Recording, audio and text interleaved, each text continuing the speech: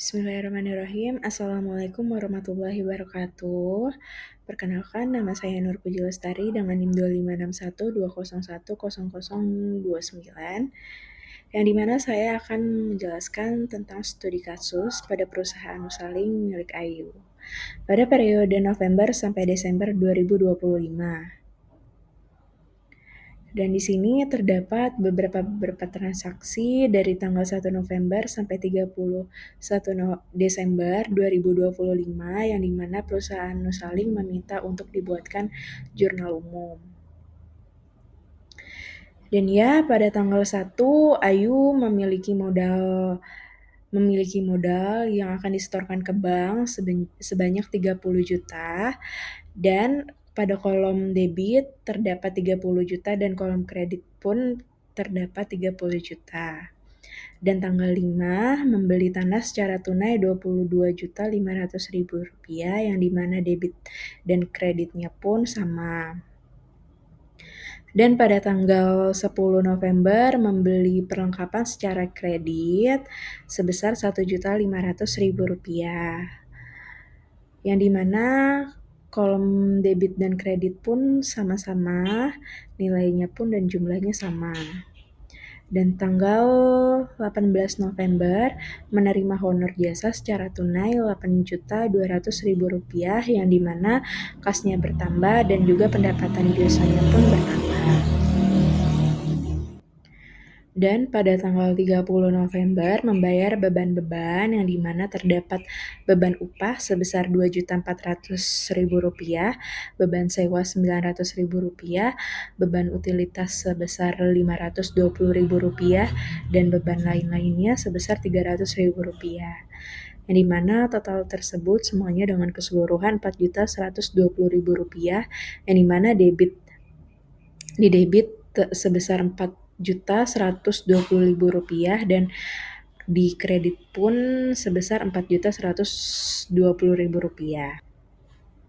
Pada tanggal 30 November membayar kreditur sebesar 1 juta rupiah, yang dimana keterangannya itu utang dagang di debit 1 juta rupiah, dan juga kasnya pun berkurang sebesar 1 juta rupiah.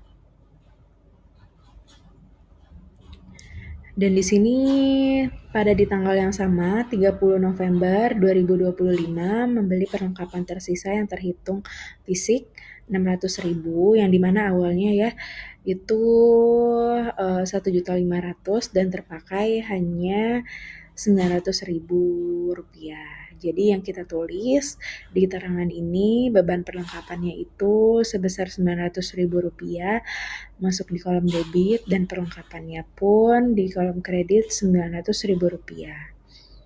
Dan di tanggal 30 Ayu mengambil prive atau tarik kas sebesar 2.200.000 rupiah, yang dimana kasnya pun berkurang 2.200.000 rupiah.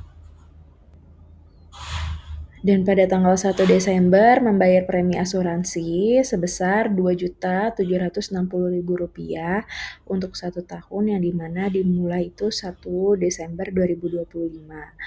Yang dimana kasnya pun berkurang 2.760.000 rupiah. Dan masih di tanggal yang sama pun, di tanggal 1 Desember membayar sewa-sewa kantor pada bulan Desember sebesar 900.000 rupiah, yang dimana kasnya pun berkurang 900.000 rupiah pada kolom kredit. Dan masih di tanggal yang sama pun pada tanggal 1 Desember 2025 disewakan tanah ke toko sebelah untuk 3 bulan. Berarti yang dibayar di muka, yang diterima kas itu 450.000. Jadi kasnya bertambah 450.000 dan sewa dibayar di mukanya pun 450.000 pada kolom kredit. Dan pada tanggal 4 Desember 2025 membeli peralatan kantor secara kredit dari PT Pratama Jaya, yang dimana peralatan kantornya pun bertambah pada kolom kredit 2.100.000 rupiah, dan juga ada hutang pada PT Pratama Jaya sebesar 2.100.000 rupiah. Dan pada tanggal 6 Desember membayar iklan berbasis itu Rp200.000 yang dimana kasnya pun berkurang Rp200.000 pada kolom kredit. Tanggal 11 Desember membayar kreditur Rp500.000 yang dimana kasnya pun berkurang Rp500.000 pada kolom kredit.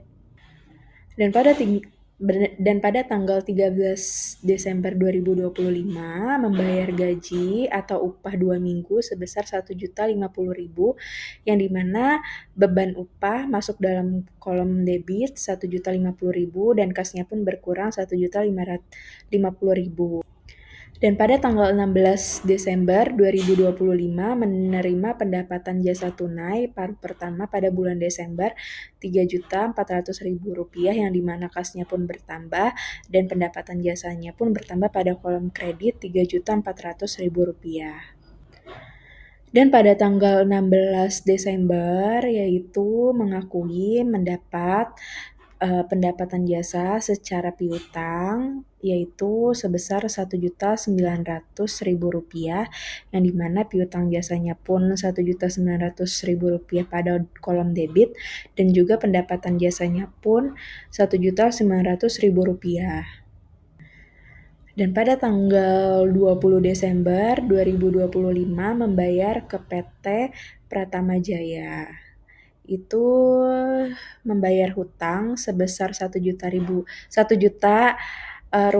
dan juga kasnya pun berkurang Rp1.000.000 pada kolom kredit. Dan pada tanggal 21 Desember terima pelunasan piutang pelanggan sebesar Rp700.000 yang dimana kasnya pun bertambah Rp700.000 dan pada kolom kreditnya pun piutang jasa Rp700.000.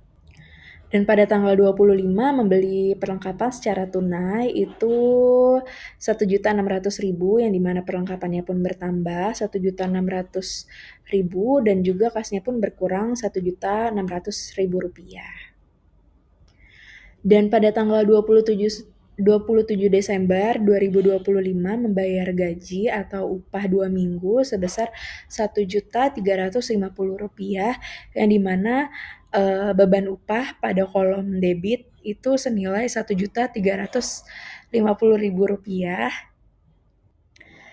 dan juga kasnya pun berkurang sebesar Rp1.350.000.